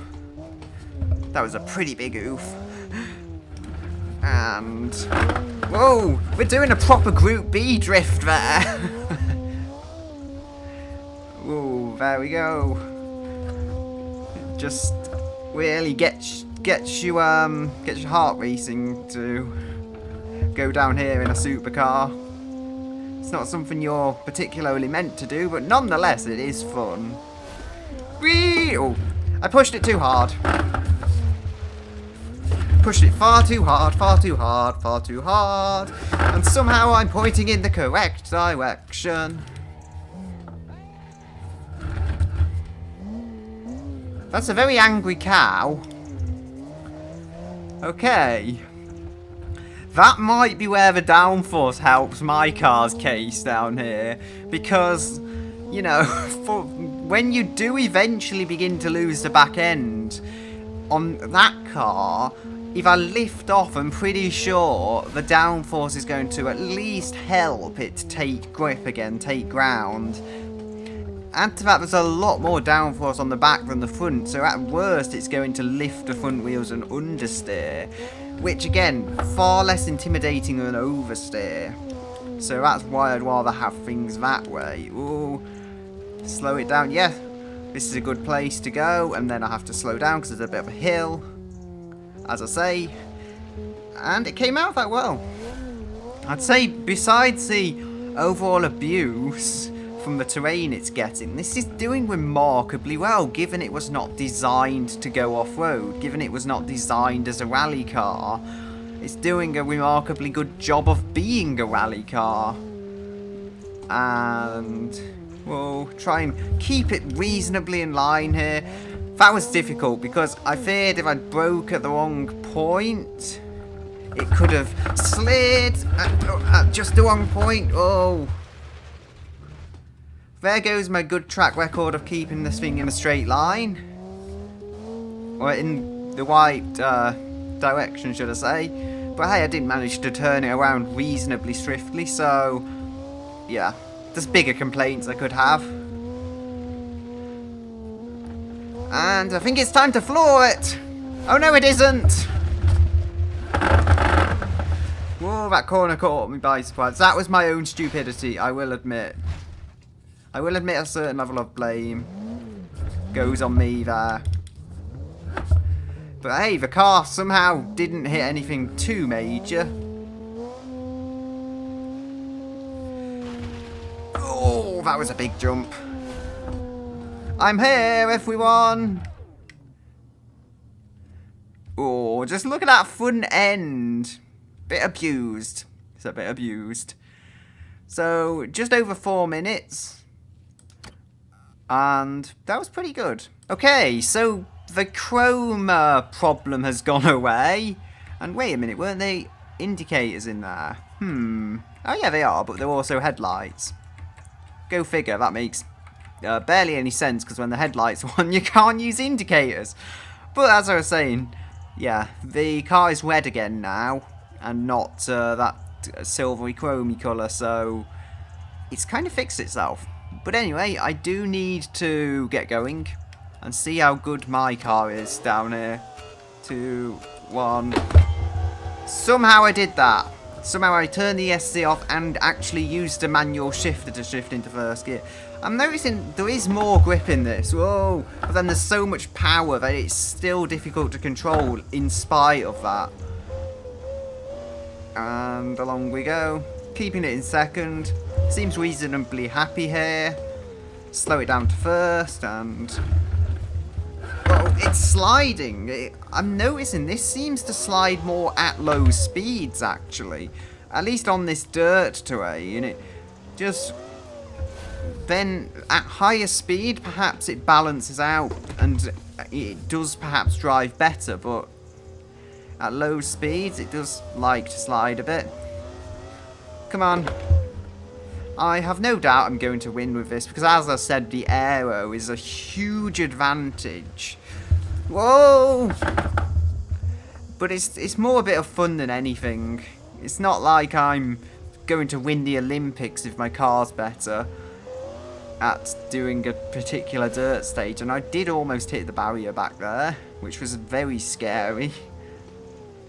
It's almost like a cursed it, because I said I'm almost certainly gonna win. If I'd just thrown it into a barrier there, then it would be a pretty embarrassing thing, wouldn't it? Yeah, almost consistently in second. I'm not pushing it, as I said, it's the same old story.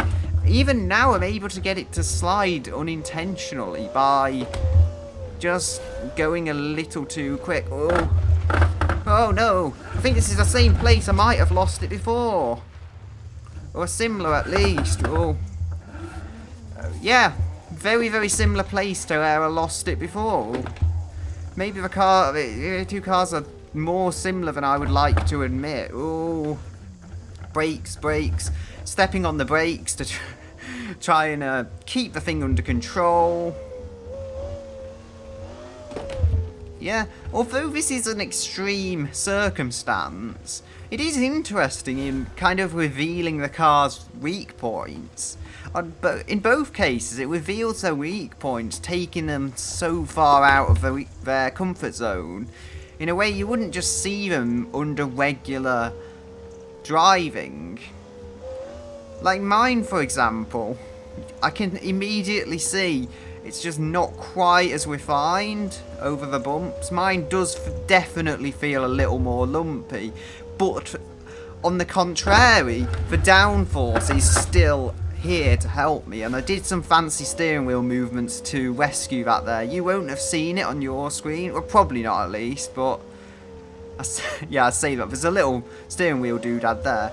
You're less likely to have noticed it though, but it did... a lot to rescue the car from going into slidiness. I would actually say the other car is nicer to drive. I weren't expecting myself to say this, but on this particular rally stage, I would say just because mine's that little more lumpy over the bumps, mine's that little less refined, is not quite as nice to drive. Again, the cars are more similar than I would have believed, and this little activity here is bringing it out to me ever more, that they are more similar than I'd originally believed. However, yeah, I did make a stupid mistake here before, in thinking I could go where I couldn't, and that hurt me for time quite significantly. Right, so round we go. Oh, do a bit of a slide. Ow, my hand. Wait a minute. Yeah, the other car has won. Even with that terrible crash I had on the last corner of one of the last corners, it beat it. I would not have expected that. To be true, I did curse this early on by saying I'm going to win in this car. Yeah, but the other one won. So, Uberschnell, your car might be slower, but it gets better miles per gallon and it's a better off-roader than my car. It's not quite the conclusion I thought I would arrive on at the end of this episode, but I have. If the front has been like that for a while, though, that could be why it lost, because it's basically got one wheel to steer the entire car. Still, with that all being said and done, I'm going to leave it here for this episode with a bit of noise from my engine. If it actually lets me. Come on. And I'll say goodbye until another day.